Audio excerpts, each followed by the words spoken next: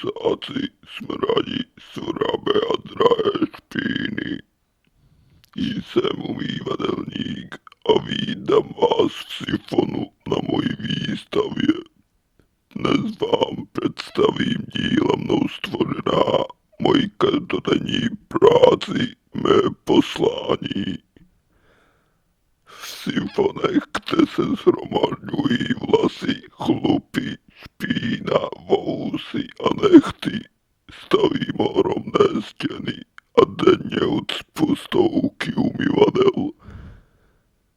Díla představují různorodost špíny všeho možného původu, věci skryté i objevené.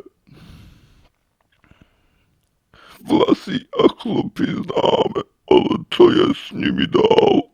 Některé se rozloží do 3 týdnů, některé mi zbyly několik let po předchozích obyvatelích. Zde vám mohu nabídnout i lehké občerstvení. Vlasy pokladám na kachle, obrazy vidím všude a když už někdo shodí bobra, skáču samou radostí.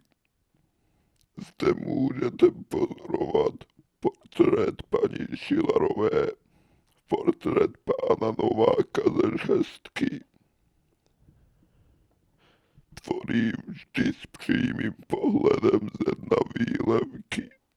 Zde vidíme exkluzivní chlupy. Připomínají mi, jak to všude plyne a množství krásných kloupečků to tu projde. V tomto díle je voda horká bářující, cítíte sladký nádych, vlásky má vounké, kloubky si udržuje krátké, chaotické vlny pramínku se plaví z každé vypustěné vany. Co bych o tom měl říkat, sbírám tichochvalce a pátlám s těma, co se mi zlíbí. Tady je dílo s názvem Portréty. Jsou to portréty různých obyvatelů. Taková diverzita a rozmanitost délky a zbarvení. Pán František se 3.